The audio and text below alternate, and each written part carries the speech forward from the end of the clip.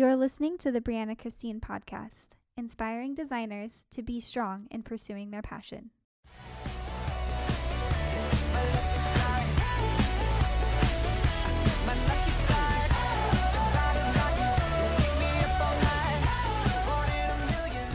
Hello, everyone. Welcome to the Brianna Christine podcast, episode 4. I just want to talk about the beginning of the show there. You heard my new tagline, inspiring designers to be strong in pursuing their passion. Kind of talk about where the origins of that came from. The name of my show, Brianna Christine, the Brianna Christine podcast, it comes from the meaning of my name. My name, if you were to look it up online, Brianna means strong. So when I was creating the tagline, I knew that I had to incorporate the word strong in there somewhere, and the name, my full name, Brianna Christine, translates as strong follower of Christ. And now you know why I bring a little bit of the Bible to each one of my shows, because you could say I took on the calling of my name. So now we're going to dive in here. Today we're talking about how you can develop better design habits. And we're going to talk about the top 5 habits that professional designers have. This is a shoot off from the last episode where we talked about setting goals and having habits that will help you achieve those goals. And we're going to kind of break it down and see how the modern day graphic designer can create goals so that they can become a professional designer. So first, I want to set it up. I was reading Genesis this week, looking at the story of Jacob, which is actually a really long story, but specifically I was looking at Genesis 30 and 31, where he is asking his boss Laban for payment for all of his work. So just to kind of set this up here for those of you who don't know too much about this story, Jacob came to work for Laban so that he could marry Laban's youngest daughter, Rachel. He worked for Laban to get Rachel for 7 years. And then the night of the wedding, Laban switched Rachel, the bride, for her older sister, Leah. Of course, Jacob was totally confused and frustrated because he had worked for 7 years for Rachel. So he asked Laban, "What can I do to get Rachel?" And Laban said he had to work another 7 years to get Rachel. So what do we know about Jacob? He is a really hard worker because he worked another 7 years to get Rachel. Jacob worked for Laban managing the livestock. And after all of those years, he became really, really good at it, and he made Laban a lot of money. When he went to ask Laban for payment in these 2 chapters, 30 and 31, he doesn't ask Laban for money because Jacob is so good at what he does that he wanted payment in livestock because he knew how to invest in that and how to make more money from that than he could with money. So what happens is that Laban says, "Okay, I will give you some of my livestock," but he gives the best of his livestock to his sons and the worst of his livestock to Jacob. Jacob, being a smart man, takes the livestock that Laban gave him, and he understands, having worked with this livestock for years and years, their mating habits and how to breed them so that he can have the strongest of the livestock. Laban's sons, who don't know much about livestock or what to do with it, they just let their livestock grow the way it grows, and they see that Jacob's livestock is actually getting stronger and better because Jacob understands how to work smarter. He understands how to make this livestock strong and healthy. Laban's sons become super jealous of Jacob, and they start gossiping and slandering Jacob to their father Laban, Jacob's boss. So let's look at what's happening here. They were given the same resources, but because they utilized them differently, Laban's sons became jealous of Jacob's success. So, a result of gossip and pride, Laban's attitude towards Jacob started to change because of what his sons were saying about him. Jacob picked up on this change in attitude and he started to become insecure, and he plotted to leave without telling anyone. The story goes on, but the point I want to make here is instead of Laban's sons developing their own habits to help them progress and succeed, instead they used their gossip habits to bring Jacob down, all because Jacob displayed good use of his time and his resources. So let's take this idea to modern day. How can we determine if our habits are growing us as designers or if they're holding us back? Like me, for instance. I'm a graphic designer. I have lots of habits. I like to draw. I like to make typography. I like to make posters. I like to market myself online. But how do I know if I'm developing the right habits that are going to get me big time results like Jacob? I looked at the habits of several professional designers that inspire me.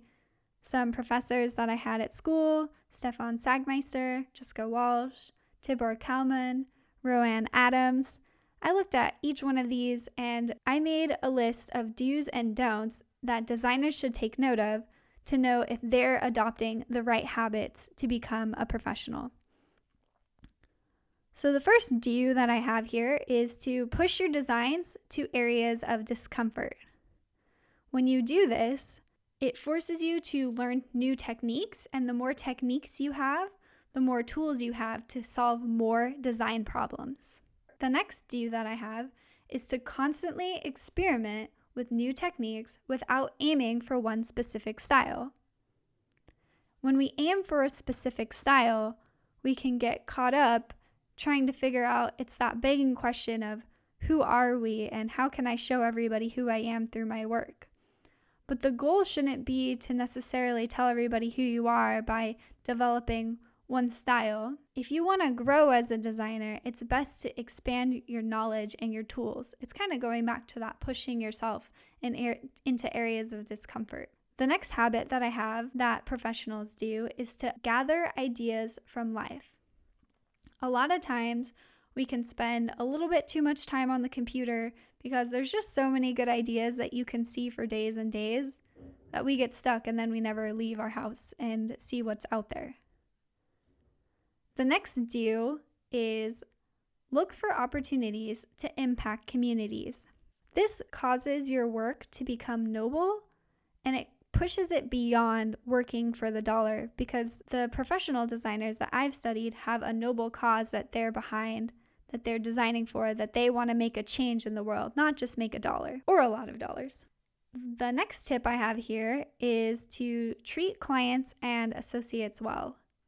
You never know when you're going to work with a client again, or you're going to work with a client, someone that knows your client. So it's always best to be on good terms with everyone so that there aren't any harsh feelings.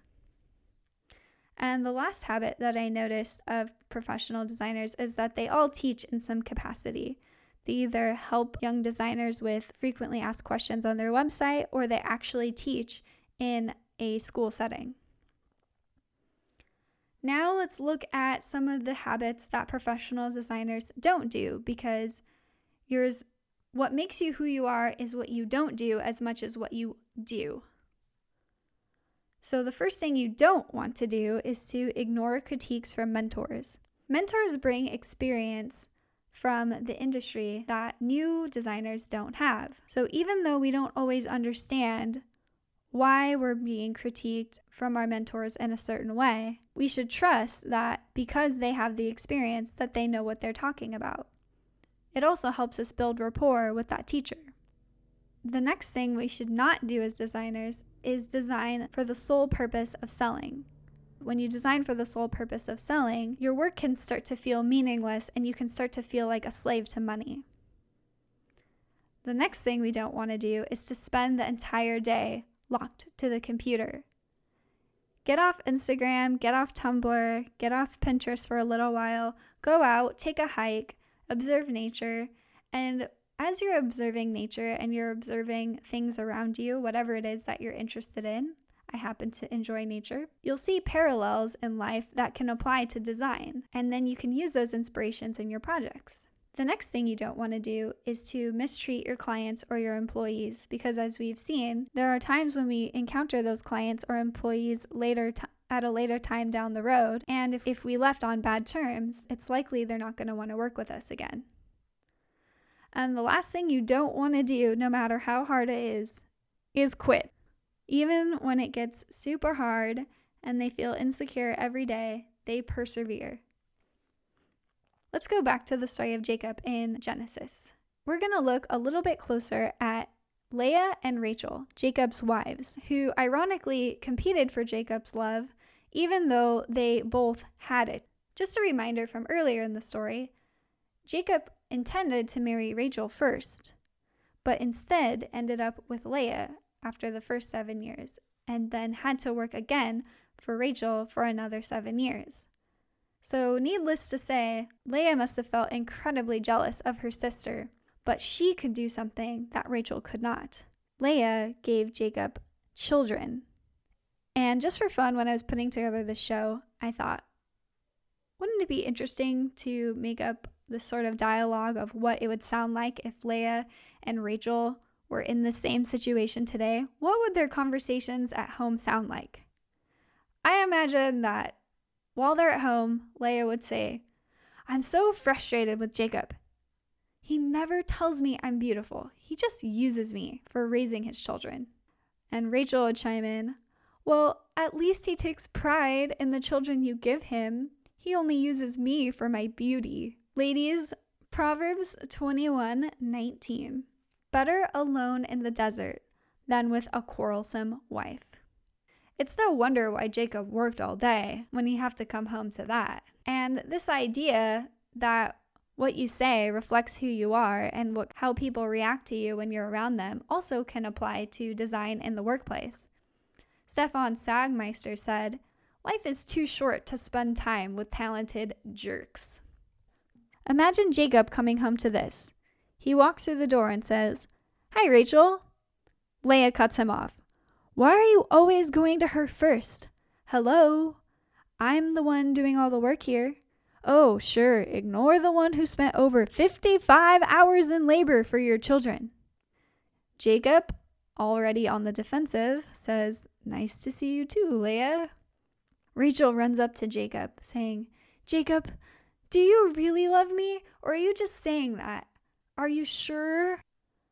Jacob, now completely overwhelmed by the situation, having just walked in, says, "Sad to say, but tomorrow I have to work overtime." So what have we learned from this story? Although we're talking about marriage and how wives and husbands can misunderstand each other, we can learn that we need to be intentional when choosing our words and our actions.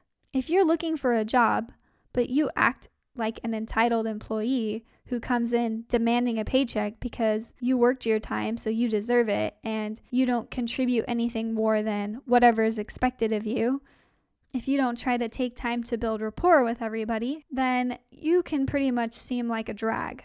It can be hard to do, but even when you don't feel like it, anytime you have a little bit of extra energy, try to be incredibly intentional to tell your boss or your coworkers, "It's great coming into work with such inspiring and talented people." Maybe you leave your boss a note that tells them how they inspire you. The point here is when you choose words and actions of gratefulness, you become more enjoyable to be around. And more enjoyable is more employable. Whether you are working for an ad agency, a design firm, or for your own client. The more happy you act, the more happy you become, the more happy you make other people. I changed it up a little bit. I wanted to make the takeaway for all levels of people listening to the show today, whether you're beginner, intermediate, or advanced. So for beginners who maybe are not aware of their own habits, try identifying a few of the habits that could be impeding you from your success. Do you do stuff to push your designs every day? Are you an enjoyable person to be around? Take time to figure out what you could do to develop those habits to be better. For intermediates, those who know your habits, you've identified them, but you feel stuck doing them over and over again, impeding you from progress, maybe you can get a friend or a mentor that has the habits that you want to reflect. Whether that's through joining a club on campus, asking a professor, or asking a trusted friend. And for those of you who are advanced and maybe you're super successful, you have great habits. That's so cool. I love you guys. Share the love. Maybe get a mentee. It helps continue the cycle so that we can all benefit. If you're curious how to get started, maybe you could start a blog or help out a struggling friend that's asking you for questions. That's all I have for you today. Thank you so much for joining me. I love putting these podcasts together, and I hope that you get something really great out of them too.